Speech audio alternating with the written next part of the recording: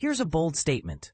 The global asylum system is under fire, and the Trump administration is leading the charge to overhaul it. But at what cost?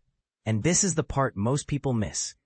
Deputy Secretary of State Christopher Landau didn't just call for reforms. He labeled the majority of asylum seekers as fake during a United Nations General Assembly event, sparking a heated debate that's far from over. But here's where it gets controversial. Is this a legitimate call for accountability, or a thinly veiled attempt to restrict immigration under the guise of protecting real refugees?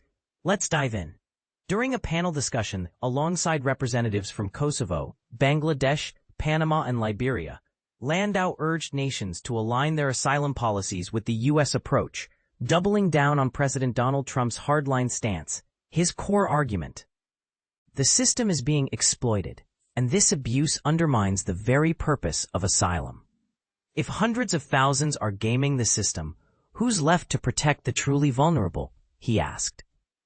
It's a question that tugs at the heartstrings, but also raises eyebrows. Is this a fair assessment, or does it oversimplify a complex issue? Landau didn't stop there. He pointed to what he sees as red flags: asylum seekers traveling through multiple countries before reaching their destination. Does that sound like someone fleeing immediate danger, or someone seeking better opportunities? He challenged. While this observation resonates with some, it's also a slippery slope. Are we risking penalizing genuine refugees who face obstacles in their escape? Here's the kicker. Landau framed this as a matter of national sovereignty. We decide who enters, under what terms, and for how long, he declared. That's what it means to be a sovereign nation. Fair point. But what happens when sovereignty clashes with international humanitarian obligations? Is it possible to strike a balance? Or are these goals inherently at odds? The Trump administration's track record adds another layer of complexity.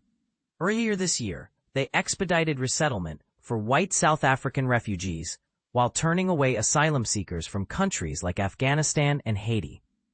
Coincidence, or evidence of a biased system?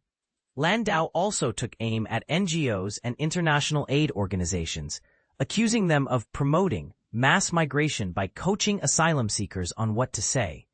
I'm not pointing fingers, he said, but the pattern is hard to ignore.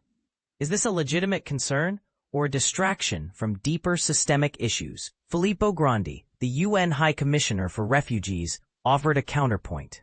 Asylum isn't a modern invention, it's an ancient principle, he reminded the audience. While acknowledging that asylum isn't a free pass to migrate, he urged collaboration to preserve this vital lifeline. Who's right? And what does this mean for the millions displaced worldwide? Here's the bottom line.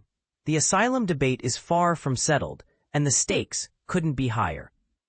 Whether you agree with Landau's stance or find it deeply troubling, one thing's clear: this conversation is just getting started. What's your take? Is the asylum system in dire need of reform, or are we throwing the baby out with the bathwater?